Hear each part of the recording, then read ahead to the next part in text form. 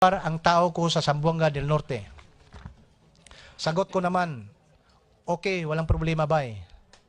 Nagtanong ako agad sa mga kasama kong Muslim sa loob ng NBP at nalaman ko na itong si Junel ay isang Police Chief Inspector na may laro din ng shabu at kakompetensya nila sa pagbibinta nito.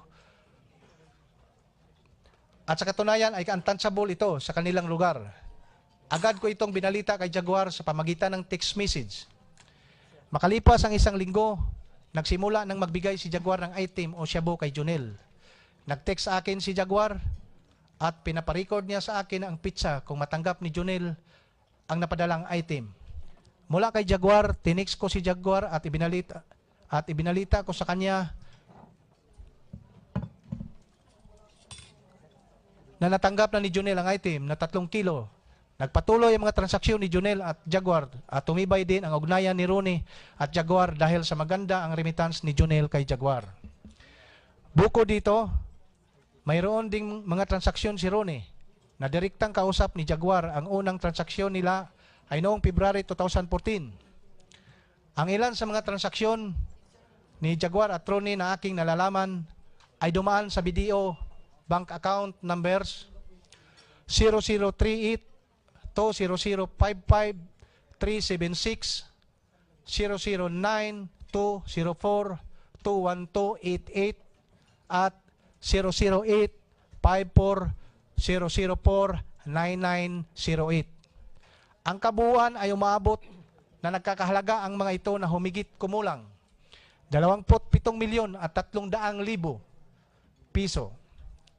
Bandang November at December 2014, tinawagan ako ni Jaguar at tinanong ako, Police, under the control and supervision of Bucor and DOJ.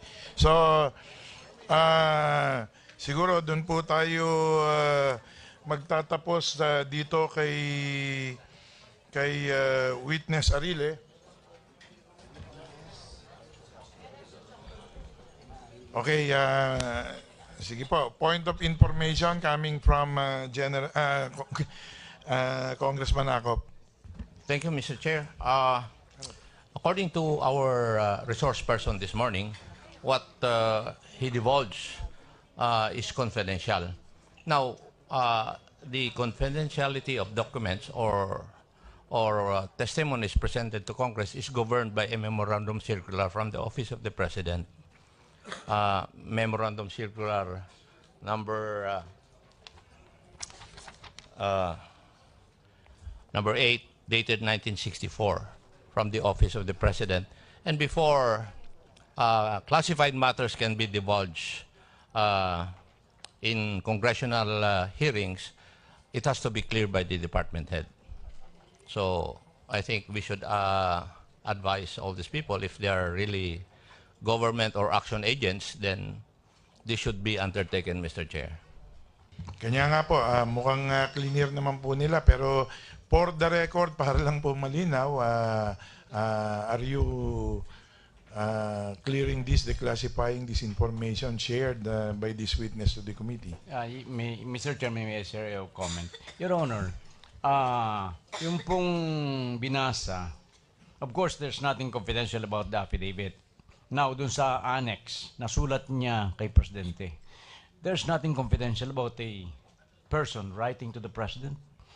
Hindi naman ito nanggaling sa anumang government agency. As a matter of fact, I conferred with General Bato de la Rosa, and he told me that since it is a simple letter, and not simple, it's a letter from a person, from a constituent, from a citizen of the Philippines to the highest official of the land, to the President, I think there's nothing confidential about it.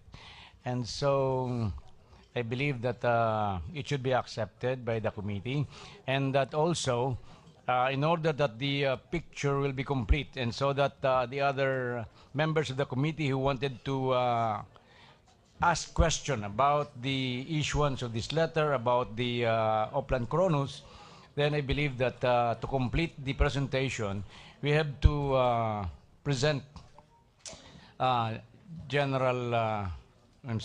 Colonel Valeroso, the handler or the intel officer of the witness.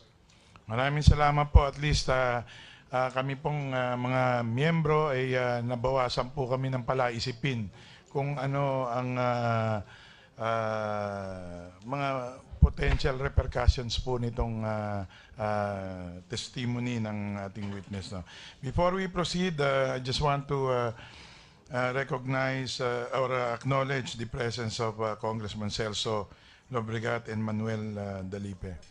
So, sige, Ron, Congressman Salo. Thank you very much, Mr. Chair.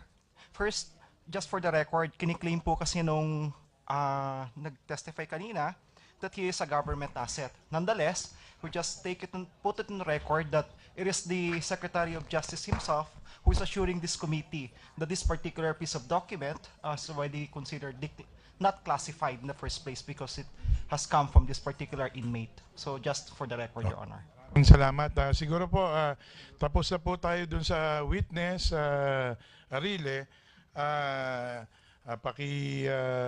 Samahan na hot na maibalik sa holding area and to pave the way for the next witness who is General Valeroso. Police Superintendent, Police Superintendent Jerry Crisostomo Valeroso.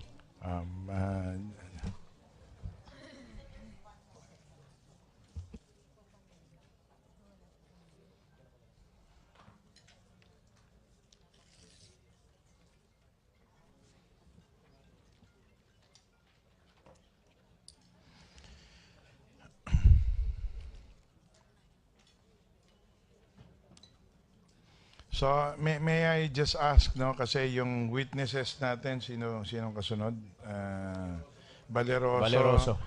And then, Marcelino.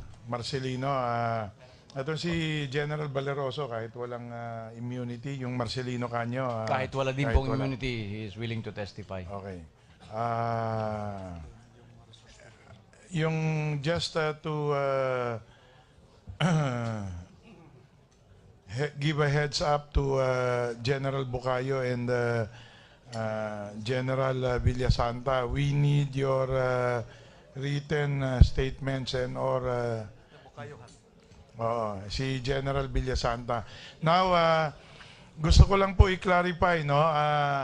This is not, this hearing is, or inquiry is in pursuit of House Resolution 105.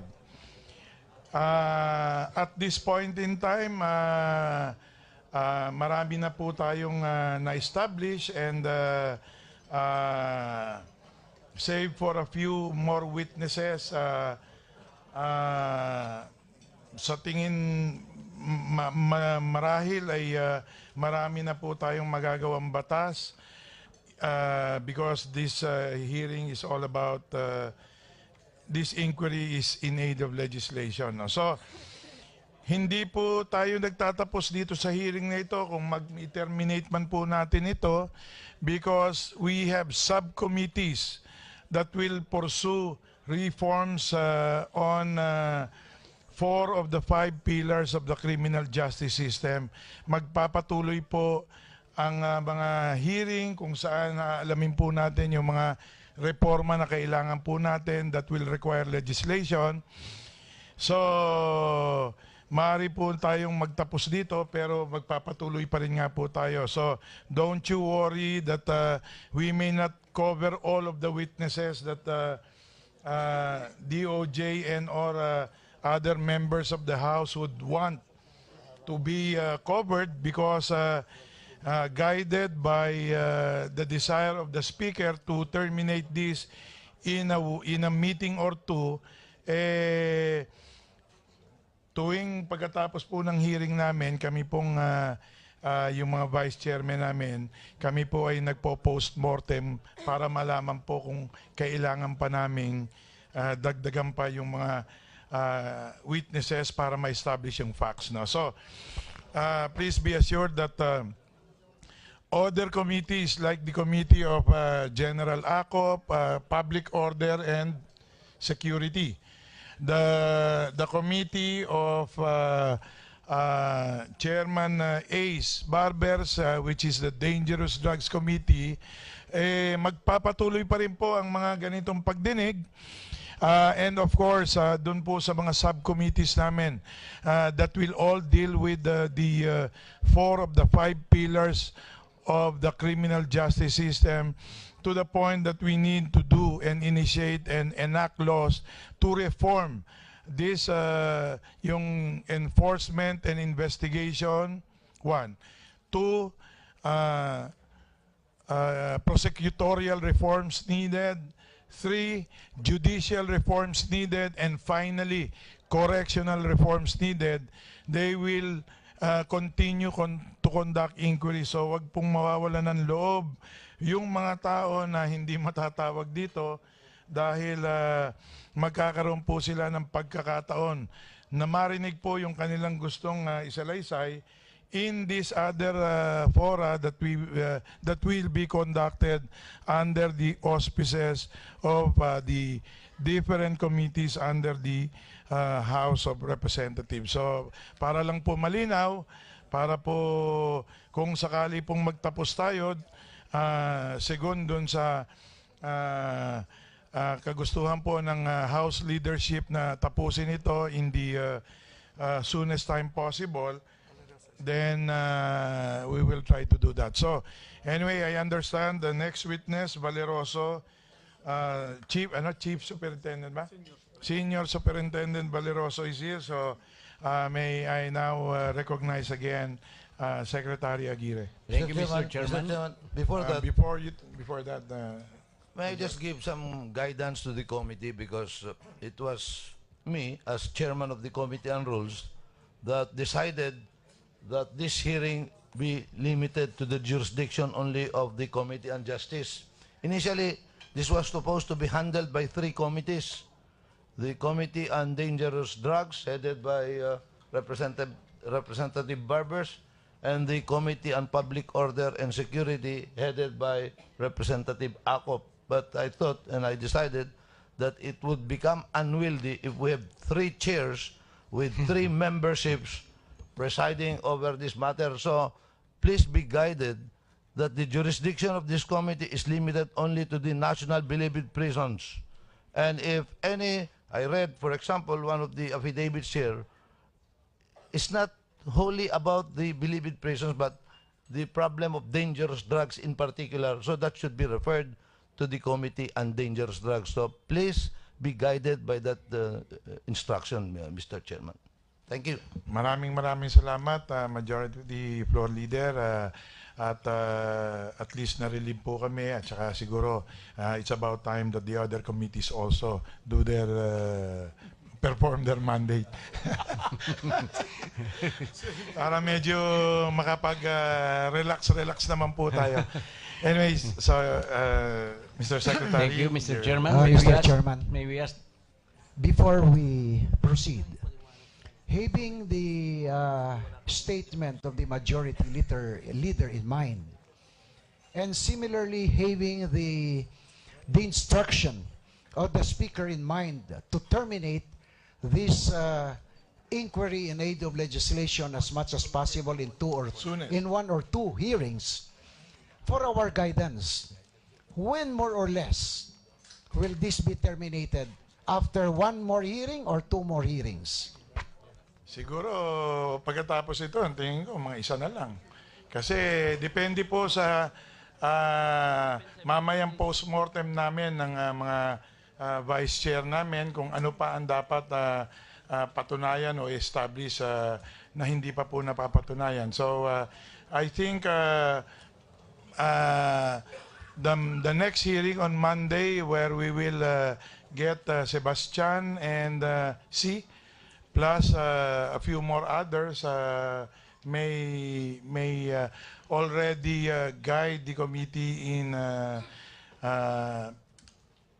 coming up with a report, a committee report for approval of the Justice Committee and then presentation to plenary. I ask, Mr. Chairman, because in the past a few days, there were so many members of the House, a mix of members of the House and members of the Justice Committee. were asking me whether the witnesses previously called will again be presented for purposes of closure of the ongoing congressional inquiry. Based on that premise, Mr. Chairman, may I now ask on whether or not there will still be an opportunity that all those witnesses called before and after this hearing be presented for the last time for the benefit of those members who reserved their questions and for purposes of closing this proceeding. Yes, Deputy Speaker, we will evaluate that. As I said, we do a post-mortem always after every hearing. If I may suggest, please tell whoever those members who are consulting you to come to me, and I will directly respond to their queries. So after 1, 2, 3, 4 more witnesses are called in so that we can take advantage of the testimonies of these witnesses, I guess, who more or less more of the members and even the viewers, the viewing public are more interested to hear. So if I may just continue, Secretary Aguirre, please proceed. Thank you, Mr. Chairman. May we ask for the administration of the oath on Police Superintendent Valeroso? Before that, Secretary, may I know the purpose for which this witness is going to be presented? Major Valeroso is presented for the following purposes. 1, to prove that Police Superintendent Jerry Crisostomo Valeroso was assigned formerly to the CIDG. 2, to prove that sometime in January 2014, he personally recruited Nonilo Arile as a confidential informant. Nonilo Arile being a former police officer assigned at the WPD. His intelligence gathering skills and background in the investigation was considered in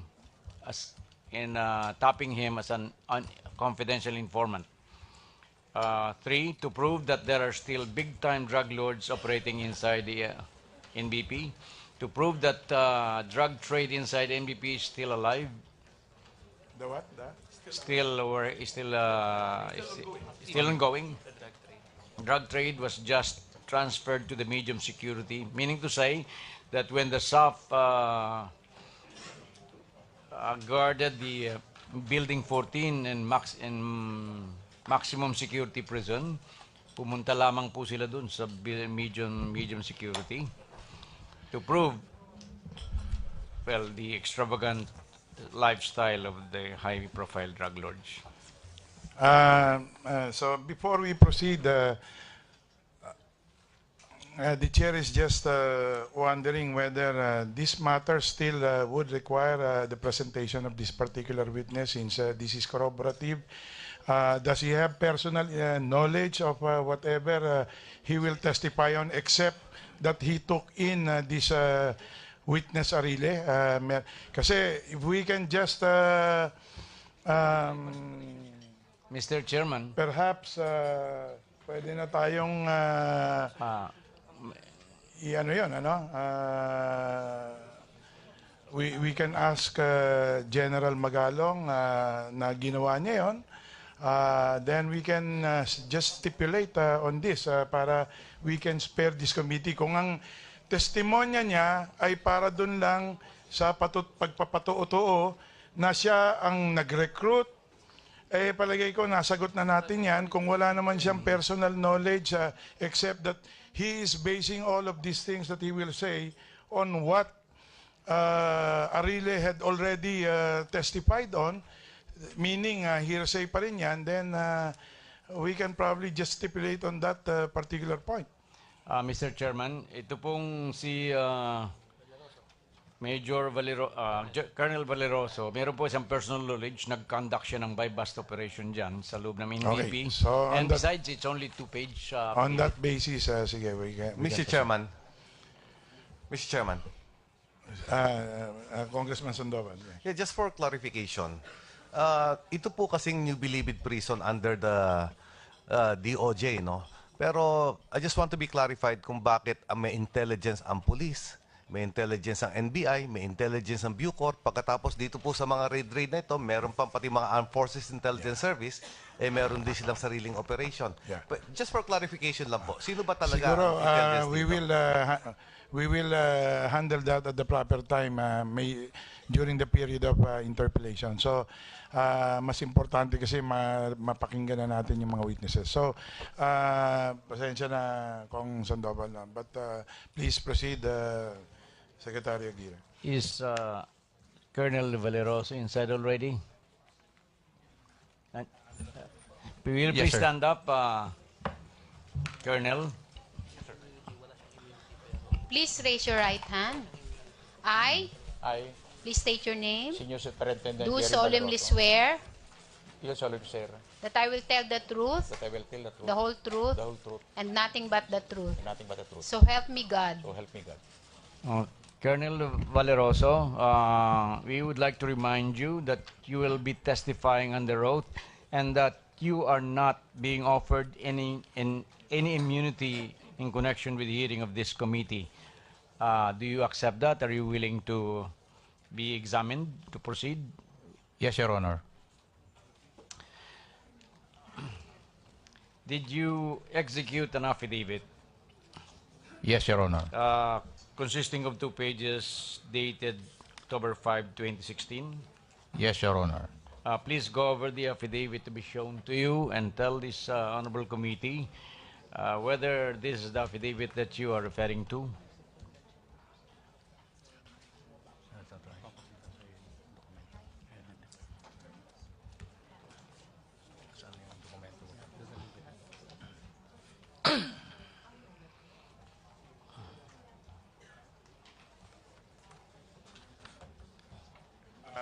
Nasaan?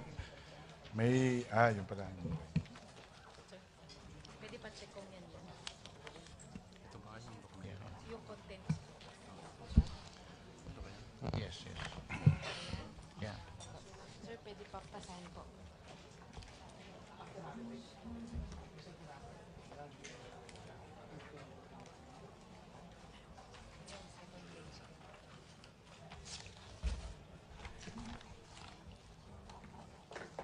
Kayo po yung lawyer. Pasahin din po. Doon sa tabi ng signature niyo po. Yan. Kayo po ba yan? Ay, sorry po. Sino po?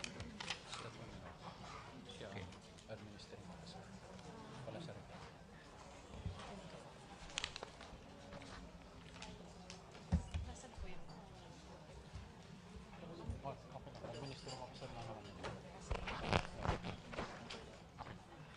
Ano po ang sagot? This is my affidavit, Your Honor. Okay, before that, Colonel Valeroso, are you assisted by counsel? Yes, Your Honor. For the record, may I request the counsel to please rise and for identification purposes, state your name. Yes, Your Honor, good afternoon. I'm Attorney Mario Junicio Jr. from the Public Attorney's Office, assisting Police Senior Superintendent Valeroso. Thank you for that. Thank you. Thank you, Mr. Chairman. Colonel Valeroso, sinusumpa mo ba na totoong lahat ang nasasayad sa inyong affidavit at ikaw ay hindi binayaran, pinangakuan ng kung ano, sinaktan o tinorture sa pag-execute mo ng affidavit na ito? Yes, Your Honor. So, voluntary mong ang paggawa ng affidavit na ito? Yes, Your Honor. May we request, Your Honor, please, that this affidavit identified by the witness be marked as Exhibit V, V as in victory. The signature of the witness appearing on the first page as V2. The second page of the document, the affidavit as V-1, and the signature of the witness, resource person, be marked as Exhibit V-1-A. Likewise, may we request that the signature of the oath administering officer be marked as Exhibit V-1-B. The witness is ready to read this affidavit, Mr. Chairman. Okay na? Okay, Mr. Colonel Valeroso, will you please read into the records the contents of your affidavit? Yes, Your Honor. I, Police Senior Superintendent Jerry Crisostomo Valeroso, of legal age, Filipino, married, and resident of Caloocan City, after having been duly sworn to accordance with law, do hereby depose and state that I am a member of the Philippine National Police with the rank of Senior Superintendent. I was formerly assigned with the Criminal Investigation and Detection Group in the Philippine National Headquarters, Camp Crame, Quezon City. On October 1, 2016, I was informed that Nonilo A. Arile, an inmate of the new Bilibid prison in Muntinlupa City, has executed an affidavit with the assistance of counsels from the Public Attorney's Office. The said affidavit really stated that he was my asset, whose responsibility was to submit information to me and time to time regarding drug transaction inside the National Penitentiary. Aforementioned statement is true.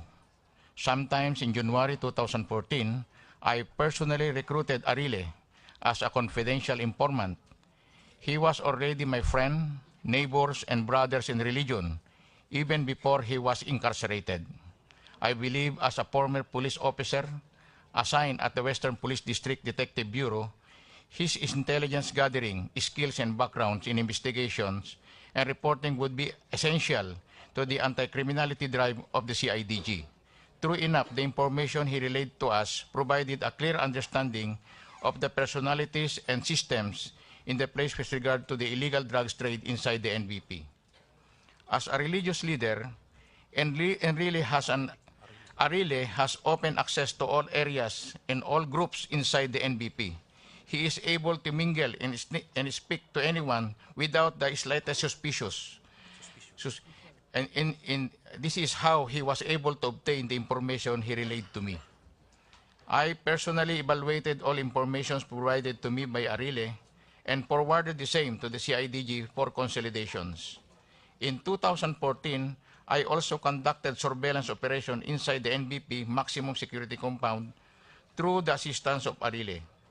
Through Arile efforts, cope up with the rigorous verification process on our end, we were able to mount a significant anti-narcotic operation inside the NBP itself, the most recent of which was the successful bypass operations conducted inside the medium security compound on August 25, 2016.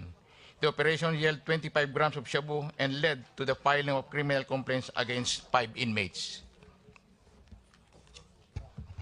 Through my own intelligence buildup, I personally witnessed the extravagant lifestyle of inmates inside the NBP maximum security compound.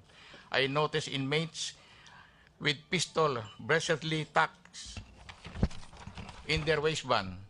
Gambling was open and the wages reached millions of pesos. I was able to watch billiard games within the stack, a fun stack of 1,000 pesos bills were just placed on top of the billiard table, and after the games were just carelessly thrown around. I know for a fact that the drug trade inside the New Bilibid prison is still alive and well inside the medium security compound. When the PNP Special Action Force took over the security of maximum security compound, the drug trade was simply transferred to medium security compound, wherein it is extremely convenient for the drug lord to sell shabu. This is possible because it is the prison guard themselves who bring in the drugs and pass them to the drug lords incarcerated therein. 4 of them are even known as the Innova Boys because of the Toyota Innova units given to them by the drug lords inmates.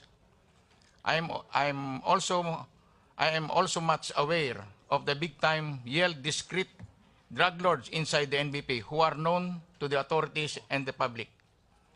They are Ben Marcelo, alias Ben Ulo, Willie Yang, Robert Lee, Ang Si, Willie Ang, Sam Lee Chua, and many others in fact. Nonilo Arili is very much close to Sam Lee Chua. Knowing the circulation of huge amount of money inside the NBP, I firmly believe that Sam Lee Chua was indeed in possession of 65 million pesos in cash inside his kubul merely week before the December 15, 2014 raid inside the NBP maximum security compound.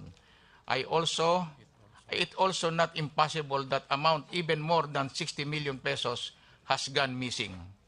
I am executing this affidavit to attest the truthfulness and veracity of the foregoing facts and circumstances. In witness whereof, I hear to affix my signature this Okay fifth na yan, day. okay na po yan. Okay na po yan. Affidavit, nasa record naman po yan. So, maraming salamat. We will now go to our... Last witness. Bakit? Kala ko, meron pang si Ragos.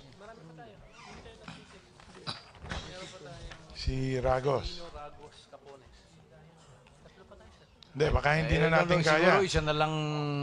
Kasi meron pa si General Bucayo at Villasanta. No? So anyway... If we could just for the last witness, because we have some more, pero ngayon, today, isa na lang muna si Colonel Marcelino. Okay, ano po ba ang purpose for which you are presenting Mr. Marcelino? Kasi may mga issue po, may mga objection. If you have heard some members of the committee, there are objections to his presentation as a witness, to his immunity. But then again, under our rules, the testimony must be germane to the subject matter of House Resolution 105. So, kung yan po ay hindi para sa 105, as the majority floor leader said, there are other committees that can take cognizance of this testimony so that we can abbreviate and or hasten the conduct of this inquiry, and we will let the other committees do their jobs. So, pakisabi po kung ano yung purpose ng kanyang testimonya so that the committee can rule whether or not he ought to be and should be heard in this legislative inquiry. Thank you, Mr. Chairman. Alam po ninyo, yung pong testify ni Colonel Marcelino is very, very relevant and as a matter of fact, very important. Kasi nung pong bago po mag-testify si General Benji Bangalong nung unang hearing ay nung po lamang namin na pagdugtong-dugtong kung bakit yung 19 lamang ang pinadala sa NBI at hindi kasama doon si JB Sebastian. Kaya po ito po, bilang si Colonel Marcelino po ay ipipresenta namin upang sabihin niya na siya ay parte as a representative ng PDEA kasi nagkaroon ng parang memorandum of agreement between PDEA and CIDG as well as DOJ na umaasa itong dalawang police agencies na ito, PDEA and CIDG, na itutuloy nila yung pag-raid sa Bilibid. Naghintay po sila at according to the testimony of General Magalong ay handang-handa na po sila at sinasabi niya kay Secretary de Lima kung kailan nila itutuloy. Pero ang sabi ni Secretary de Lima ay meron pa raw siyang gagawing meeting sa ilang matataas na mga tao. Pero nagulat itong mga ito sapagkat according to General Magalong, nag-conduct ng raid si Secretary de Lima nang hindi nalalaman ng PDEA at ng CIDG. So yan po ang role ni Colonel Marcelino at meron po siyang attendance sheet na ipapakita na nagpapatotoo na siya ay talagang siyang naging representative doon ng PDEA. So, yan pong napakahalagang evidensyang yan na sinasabi ko nga na after General Magalong testified, na doble ang lakas nung, if ever, kung criminal case man ito, ng case ng prosecution. Sapagkat noon lamang namin nakita na kaya pala, itong 11 lamang ang pinadala sa NBI ay upang masolo ni Sebastian ang drug trade inside the New Bilibid. So yan po ang testifyan ni Colonel Marcelino. So I believe that it's very relevant, very important for this hearing. Mr. Chairman, General may we know, Mr. Chairman, May- whether... Sandali lang. Si General Acop raise his hand. Mr. Chair, Congressman Ace Barbers objected a while ago, and I was not given the opportunity to object also. And I would like to state that I am also objecting to the presentation of Colonel Marcelino in this hearing. Number one, if you read the enumeration of statements that he has in his affidavit, it is not germane to the issue at hand. Number two, as stated by the Honorable Barbers, may kaso po ito doon. I think he filed a motion for reconsideration insofar as the decision of the DOJ is concerned. Number three, yun pong 19, yung rason, the reason why there were only 19 inmates who were separated, ay masasagot po siguro ng mga nagplano ng Oplan Galugad. And these people are here present today, this afternoon, Mr. Chair. Si Director Frank Bucayo and General Villasanta. As stated by General Magalong before, ang belief niya, ang nagplano ay si General Bucayo, si General Villasanta, and General Garbo. That was the last information that we got from General Magalong. So I object, Mr. Chair, to the presentation of Colonel Marcelino as a resource person in this hearing, Mr. Chair. Mr. Chairman. Mr. Chair, Thank you, Mr. Chairman. Addition lang po to, in addition to what the Congressman Acop has stated earlier, in support of the objections which I raised earlier. In deference to the good secretary, I've been reading yung kanyang affidavit, no, yung kay Colonel Marcelino. In fact, yung kanyang affidavit speaks of nothing about that testimony that the good secretary has mentioned. If I am to assess the value of the affidavit of Colonel Marcelino, it is nothing but a curriculum vitae or a resume of of Colonel Marcelino. Kasi sinabi lang niya doon yung kanyang accomplishment nung siya ay nasa PIDEA, etc., etc. I would like to support as well the manifestation of General Acop insofar as getting the valuable testimony of Marcelino is concerned. Siguro ilipat na lang dali na lang natin sa ibang komite. Doon sa Committee of Public Order and my committee. Which I will probably be a joint hearing between our two committees. Thank you for that, General. In order to abbreviate our hearings for today. That's all, Mr. Chair. Thank you, Congressman Barbers. Before the Vice Chair, si Congressman Garbin. thank you, Mr. Chair. May we know whether Colonel Marcelino did file a copy of his written statement to the Secretariat without prejudice to the manifestation and objection of Congressman Ace Barber and Congressman Acop? May we also be furnished of that affidavit so that for our own appreciation. Yeah. So, yun yung isang problema natin. Anyway, we can share this to the committee. Pwede na siguro. Pero, let me just go back to kay Congressman Acop and Congressman Ace. No?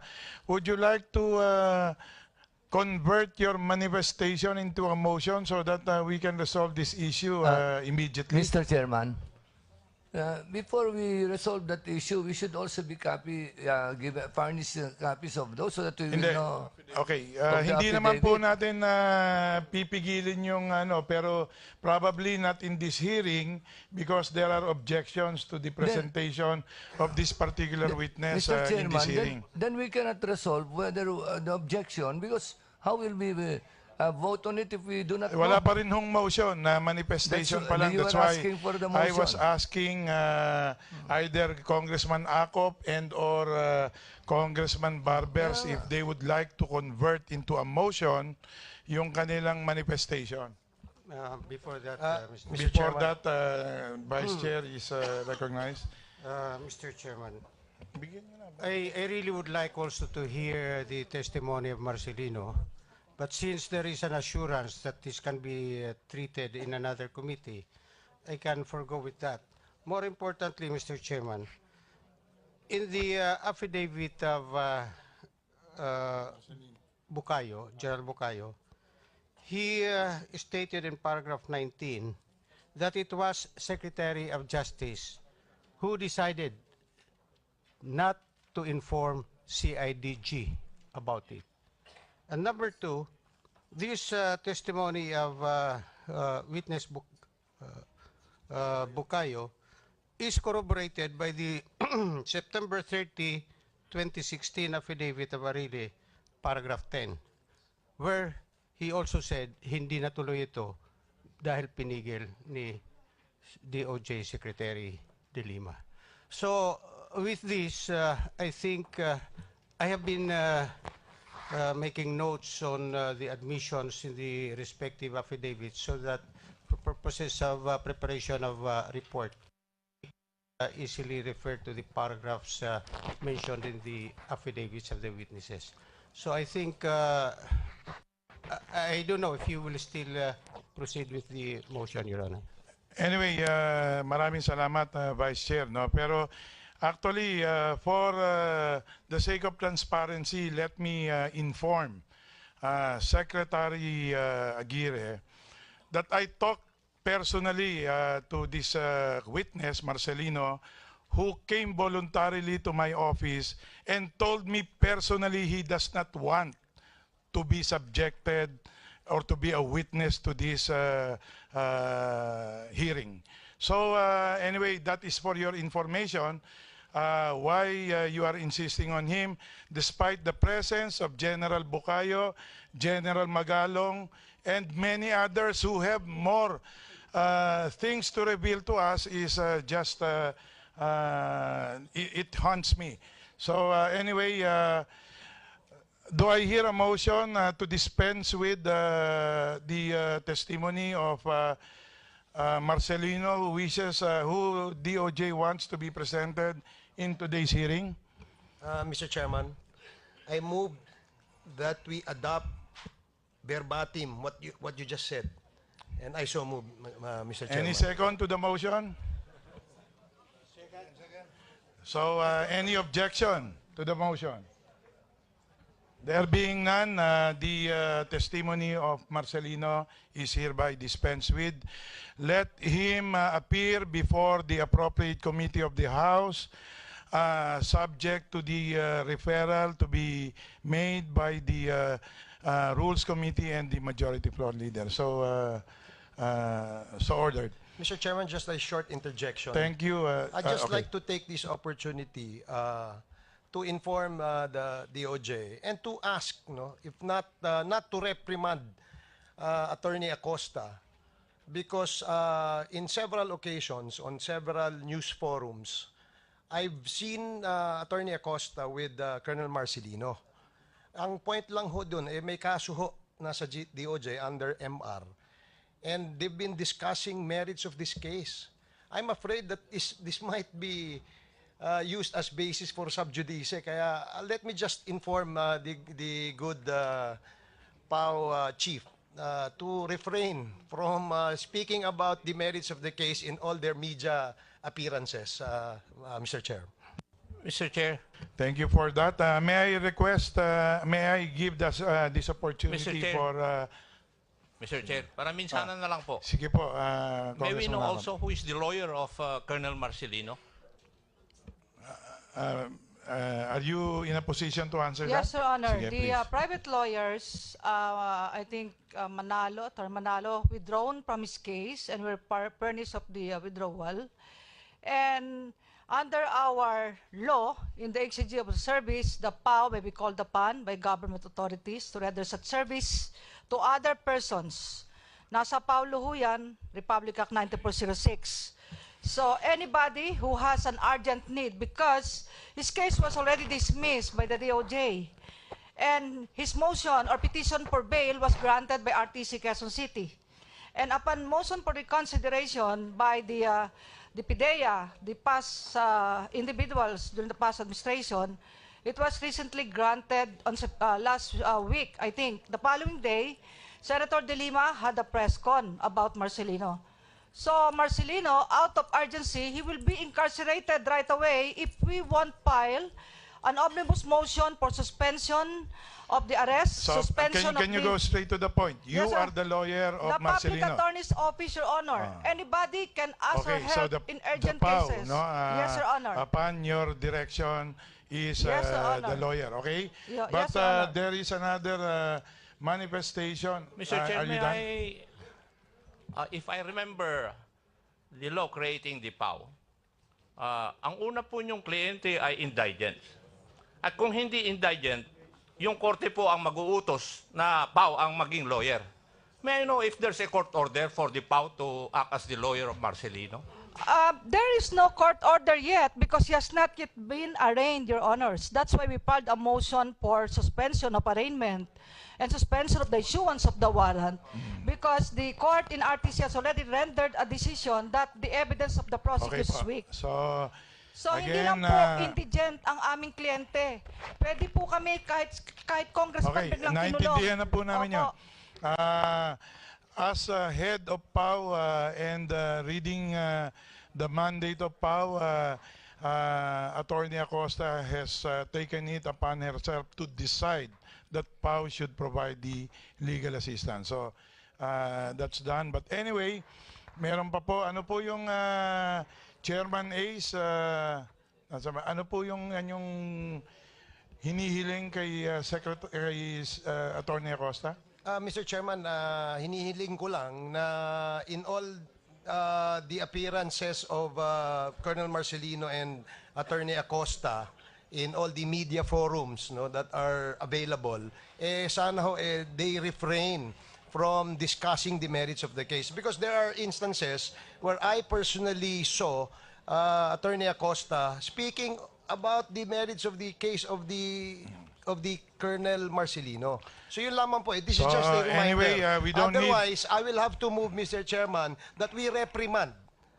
If she insists on talking about this issue again and again and again, I will be compelled to ask the committee to reprimand the good attorney. That's Thank all, you. Madam Chair. Siguro, this does not need an explanation, Atty Acosta. Please be guided accordingly para po yung ating proceeding ay mas maging mabilis. Dahil mas gusto po ng taong maalaman kung ano pa yung mga mas importanteng bagay that perhaps can be shared by General Bucayo. So at this point in time, may we just acknowledge the presence of Congressman Noel. So magandang hapon, welcome to this. Siguro, since the issue has been brought to fore already, and since General Bucayo is here, we might as well ask General Bucayo to now give his may statement ba siya? Sinumpang salaysay? Yes. Okay, so dahil you are not the witness of DOJ, then the committee will now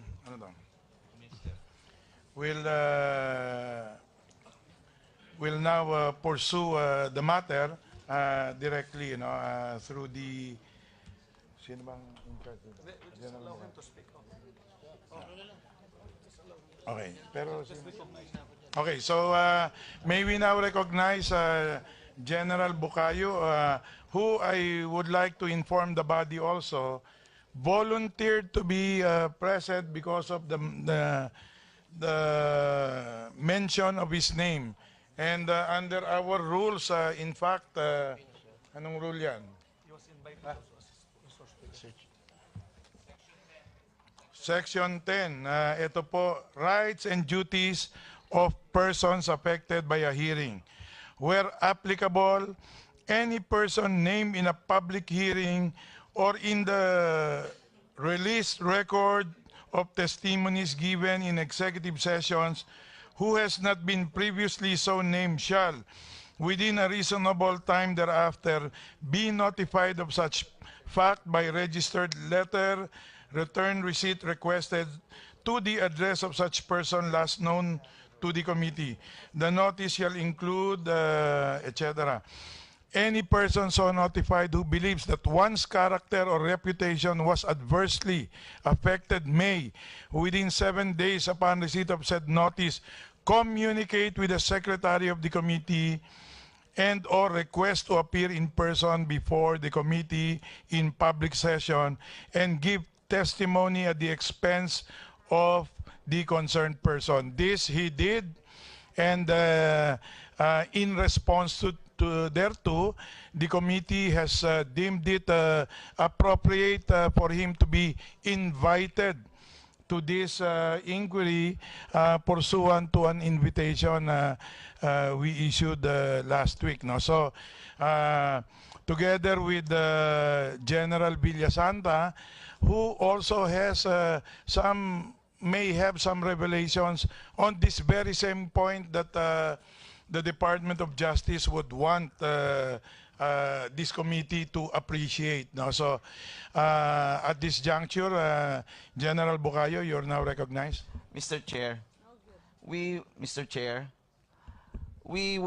have read the statement of General Bucayo, and this sworn statement is just a general denial.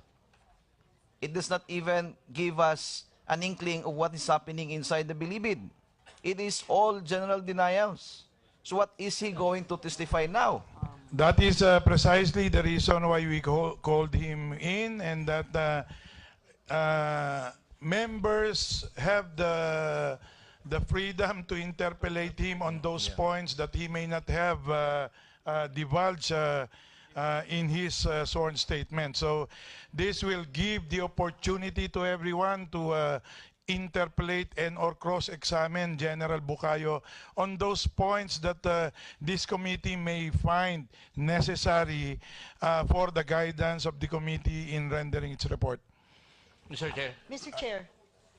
Congressman Acop, and then I will yield to the beautiful gentle lady from Cebu, Mr. Chair. Congresswoman Garcia. I thank the handsome chairperson of the Committee on Public Order and Safety. Mr. Chair, I did hear that we are precisely going to present General Bucayo so that the congressmen and women can now start interpellating him. But I would understand our process here is that we listen to all the persons to be presented by the DOJ before the interpellation of the respective representatives shall start. And so I do agree with my colleague that having read the affidavit of General Bucayo, there really is nothing substantial that should be taken into consideration, and there is no addition to the already mountain of testimonies that we have been listening to. Mr. Chair. Yeah, Mr. Chair. Please, Mr. Chair. Congressman Acop, then Congressman Lechon. Vice Chair Lechon. I would like to disagree with my esteemed colleague from Cebu because maybe from the statements of General Bucayo, there were two O-plans which were mentioned. And precisely from there we would be able to come out with how they came out with the names of the 19 inmates who were transferred. Kasi sila po ang nagplano nung sumunod na operation. Gusto po natin malaman kung paano nila pinili yung 19 na tao. So, Mr. Chair, I think we need to finish with the statement of General Bucayo so that we can interpret him on so far as Oplan, Galugad, and Oplan Nomad stated in his statements are concerned, Mr. Thank Chair. you. Vice Chair Lechon. Yeah, for the record, and with all due respect to our distinguished congressmen, our colleagues in Congress, for the record, I was one of those who among requested for the issuance of subpoena for General Bucayo to be here and air his side, considering there were several insinuations and allegations against his person and against his character. Now that he is here and going about throughout his affidavit, it may be in a form of general denial, but regardless whether it's a general denial, specific denial, it will be up to him, to the detriment of the general, to put his defense. But nonetheless, in the essence of fair play and justice, we ought to hear the side of General Bucayo, and it will be up to us, members of Congress, to interpolate and test his credibility, especially as regards specific allegations of the different inmates who alleged that General Bucayo was indeed part and parcel of the grand conspiracy in the deterioration of operation and management of the Bureau of Corrections. So I stand to my opinion that he be allowed to air his side, and afterwards members of Congress be allowed to interpolate and test his credibility. Thank you, Mr. Chair. Mr. Chair, Mr. in view Chair. of that explanation, can we now proceed in order to not to delay the proceedings that we have now? After all, our distinguished colleagues could ask questions after the resource speaker could speak. Just as a rejoinder, Mr. Chair, if we must find the affidavit of General Bucayo of great importance so that he be presented to us, and yet precisely because there is mention of the several OPLANs that were being planned, OPLAN Kronos, in fact, as presented by General Magalong, had been set aside.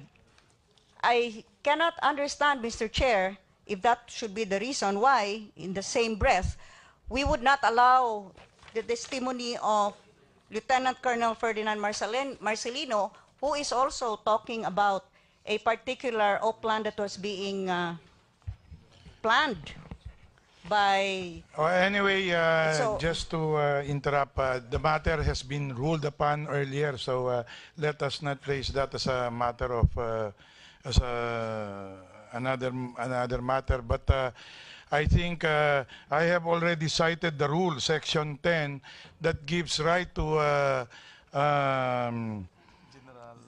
General Bucayo to be heard. And besides, I think, this is not just for the committee to consider, given the many, what do you call this, yung mga media interest in this, and I guess the people would also want to know, and perhaps he might wish to share also to the people and try to clear his name through the media that are present around us. So, I guess the matter has been discussed thoroughly, and unless Chair. there are other things to consider, then we may as well already Mr. Chair. proceed with General Bucayo. Yes. What Mr. is Chair, your point? I bow, of course, to the wisdom of the chair on the issue of General Bucayo. No? But you see, my little experience as a litigator has shown that it's very difficult to ask interpolating questions on all forms of witnesses. No? Normally, even in court, we listen first to prosecution and then defense. No? Of course, we're not a court, but I find it rather difficult to ask interpolating questions now to all witnesses, no? Regardless of who or why they are here. So my proposal is, yes, we can listen to the general, but may I recommend or suggest that we proceed with interpellation first of the resource persons brought by the DOJ, and after which we can listen to the good general and ask our interpellations. Because right now, number one, we have time limitation. 3 minutes was the time given to us the last time. If we're going to ask all the interpellation questions that we want to ask from the resource persons of the Secretary of Justice and the general, we'll never have the time, and it's very difficult to focus as well, no, on the right questions to ask given the limited time period. So may I think the suggest? matter Congressman Roque has been resolved earlier. That was the position of the chair before, but then it was the committee's desire that all witnesses be first presented before they are interpellated, and they will be interpellated all at the same time. So anyway, you are now recognized, Mr. General Bukayo. Maraming po salamat, Mr. Chair, sa lahat po ng member ng committee at sa lahat ng nandirito. Magandang hapon po. I'm here not only to respond to the invitation, but as mentioned earlier, I primarily volunteered to attend this meeting to clear my name and help enlighten matters of issue. Thanks to the committee for giving me this opportunity. Maraming po salamat, to air my side of the matter and relate situations in Bucor. I'm willing to fully cooperate with the committee in its investigation. Mr. Chair, I have prepared a sworn statement which was already distributed, but I have here with me a summary, a shorter version that summarizes what is inside my opening statement. I hereby categorically deny the claim of convicted inmates of the New Bilibid prison that I requested or received monthly assistance or payola from them when I served as the director of the Bureau of Correction. I have never accepted even a single centavo, nor did I task anyone on my behalf to collect money from any inmate in any prison facility. For the record, I was the 4th Bucor director under the previous administration. I assumed office on March 2013, almost 3 years after the previous administration started running the department. Upon assuming, I was shocked like you to learn of the great magnitude and multitude of the deep-rooted problems of our prison facilities resulting from decades of government neglect. The most appalling of which is that the NBP is no longer a prison, but has turned into a fort seemingly controlled by inmates, a walled community of convicts. All of this did not happen overnight or over the course of my assignment as the director of the Bureau of Correction. These problems persisted long before me, and I trust up to this very day. These alarming and disturbing issues clearly points to a problem with and within the system, a complex problem that developed over the past decades. Given the seriousness and gravity of the problems afflicting the New Bilibid prison, I prioritized the implementation of much-needed reforms within the Bureau, and cognizance of the limitation of the Bucor also enlisted the aid of other government law enforcement agencies such as the NBI and the Presidential Anti-Organized Crime Council Committee in combating illegal activities inside the NBP. The resulting plan was implemented. The resulting plan, which is Oplan Nomad for Bucor and NBI Oplan Galugad, was implemented on December 15, 2014, which extracted and transferred to another detention facility 19 high-profile and high-risk inmates identified to be the main personalities managing illegal activities inside the NVP. This resulted in the severe crippling of their illicit activities inside the NBP. This also confirmed and exposed to the free community the extent of neglect that contributed to the worsened condition of our penitentiary. If I was in the payroll of my accusers, as they claim, I had no reason or incentive to mount a risky, complicated, and dangerous operation such as the one conducted on December 2014. I would also like to take this opportunity to dispel the insinuation that I prevented or preempted Oplan Cronus of the Criminal Investigation and Detection Group as testified to by Police Deputy General Benjamin Magalong during the early hearing before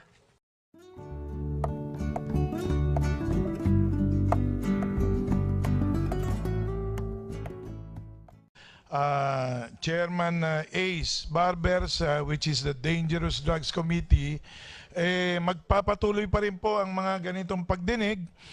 And of course, dun po sa mga subcommittees namin that will all deal with the 4 of the 5 pillars of the criminal justice system, to the point that we need to do and initiate and enact laws to reform this yung enforcement and investigation, 1. 2, prosecutorial reforms needed. 3, judicial reforms needed. And finally, correctional reforms needed.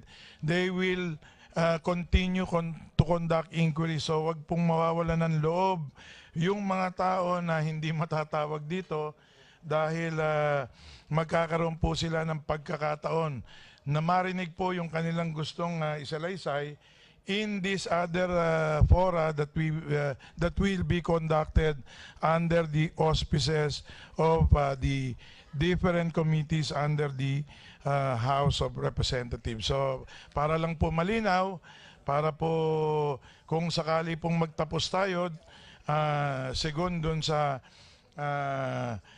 kagustuhan po ng House leadership na tapusin ito in the soonest time possible, then we will try to do that. So anyway, I understand the next witness, Valeroso, Chief Superintendent ba? Senior Superintendent Valeroso is here. So may I now recognize again Secretary Aguirre. Thank you, Mr. Chairman. Before that, before that, may I just give some guidance to the committee, because it was me, as chairman of the Committee on Rules, that decided that this hearing be limited to the jurisdiction only of the Committee on Justice. Initially, this was supposed to be handled by 3 committees. The Committee on Dangerous Drugs, headed by Representative Barbers, and the Committee on Public Order and Security, headed by Representative Acop. But I thought, and I decided, that it would become unwieldy if we have 3 chairs. Ang tao ko sa Zamboanga del Norte. Sagot ko naman, okay, walang problema ba eh. Nagtanong ako agad sa mga kasama kong Muslim sa loob ng NBP. At nalaman ko na itong si Junel ay isang Police Chief Inspector na may laro din ng shabu at kakompetensya nila sa pagbibinta nito. At sa katunayan ay untouchable ito sa kanilang lugar. Agad ko itong binalita kay Jaguar sa pamagitan ng text message. Makalipas ang 1 linggo, nagsimula nang magbigay si Jaguar ng item o shabu kay Junel. Nag-text sa akin si Jaguar at pinaparecord niya sa akin ang pizza kung matanggap ni Junel ang napadalang item. Mula kay Jaguar, tinext ko si Jaguar at ibinalita ko sa kanya na natanggap na ni Junel ang item na 3 kilo. Nagpatuloy ang mga transaksyon ni Junel at Jaguar at tumibay din ang ugnayan ni Ronnie at Jaguar dahil sa maganda ang remittance ni Junel kay Jaguar. Bukod dito, mayroon ding mga transaksyon si Ronnie na direktang kausap ni Jaguar. Ang unang transaksyon nila ay noong February 2014. Ang ilan sa mga transaksyon ni Jaguar at Ronnie na aking nalalaman ay dumaan sa BDO bank account numbers 0038 20055 376 009 204 21288 at 008 54 004 9908.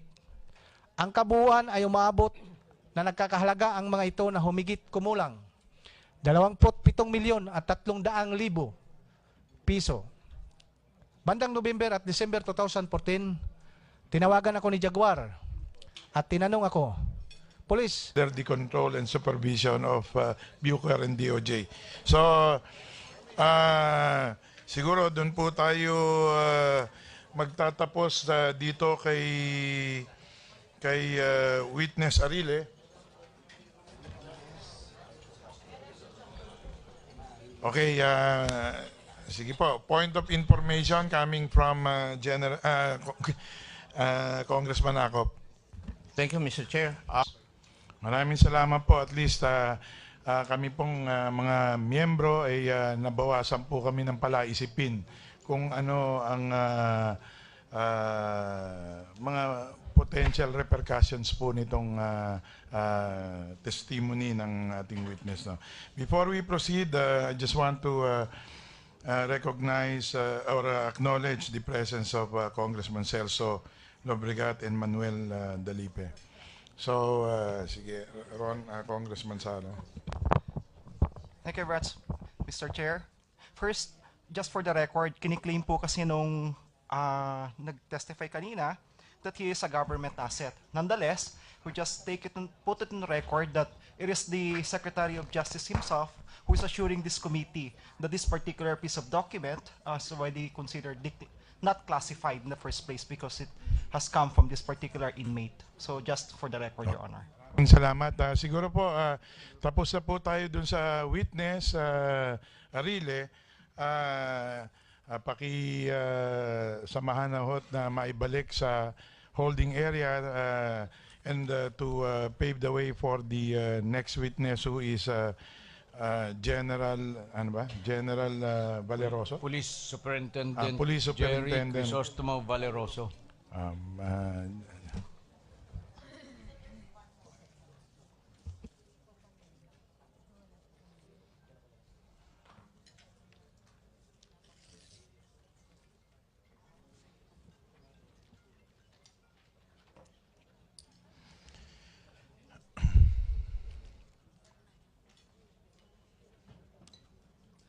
So, may I just ask, no, kasi yung witnesses natin, sinong kasunod? Valeroso. And then, Marcelino.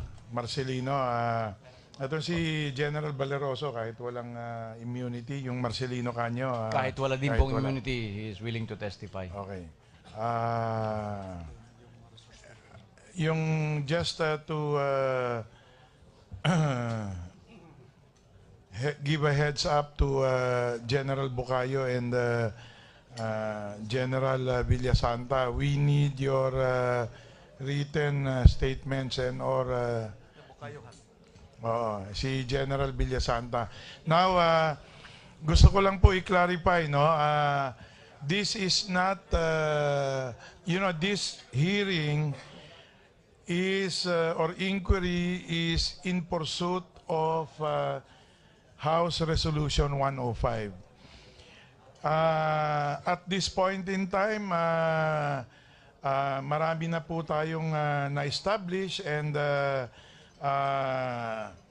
save for a few more witnesses. Sa tingin marahil ay marami na po tayong magagawang batas because this hearing is all about this inquiry is in aid of legislation. No? So, hindi po tayo nagtatapos dito sa hearing na ito kung mag-terminate man po natin ito because we have subcommittees that will pursue reforms on 4 of the 5 pillars of the criminal justice system. Magpapatuloy po ang mga hearing kung saan alamin po natin yung mga reforma na kailangan po natin that will require legislation. So, maaari po tayong magtapos dito pero magpapatuloy pa rin nga po tayo. So, don't you worry that we may not cover all of the witnesses that DOJ and or other members of the House would want to be covered because guided by the desire of the Speaker to terminate this in a meeting or two, tuwing pagkatapos po ng hearing namin, kami pong yung mga vice chairman namin, kami po ay nagpo-postmortem para malaman po kung kailangan pa naming dagdagan pa yung mga witnesses para ma-establish yung facts. No? So, please be assured that other committees like the Committee of General ACOP, Public Order and Security, the Committee of... According to our resource person this morning, what he divulged is confidential. Now, the confidentiality of documents or testimonies presented to Congress is governed by a memorandum circular from the Office of the President. Memorandum circular number 8, dated 1964, from the Office of the President. And before classified matters can be divulged in congressional hearings, it has to be cleared by the department head. So I think we should advise all these people, if they are really government or action agents, then this should be undertaken, Mr. Chair. Kanya nga po, mukhang clear naman po nila, pero for the record, para lang po malinaw, are you clearing this, declassifying this information shared by this witness to the committee? Mr. Chairman, may I share a comment? Your Honor, yung pong binasa, of course, there's nothing confidential about the affidavit. Now, dun sa annex, nasulat niya kay Presidente, there's nothing confidential about a person writing to the President. Hindi naman ito nanggaling sa anumang government agency. As a matter of fact, I conferred with General Bato de la Rosa, and he told me that since it is a simple letter, and not simple, it's a letter from a person, from a constituent, from a citizen of the Philippines to the highest official of the land, to the President, I think there's nothing confidential about it. And so I believe that it should be accepted by the committee, and that also, in order that the picture will be complete, and so that the other members of the committee who wanted to ask question about the issuance of this letter, about the Oplan Kronos, then I believe that to complete the presentation, we have to present Colonel Valeroso, the handler or the intel officer of the witness.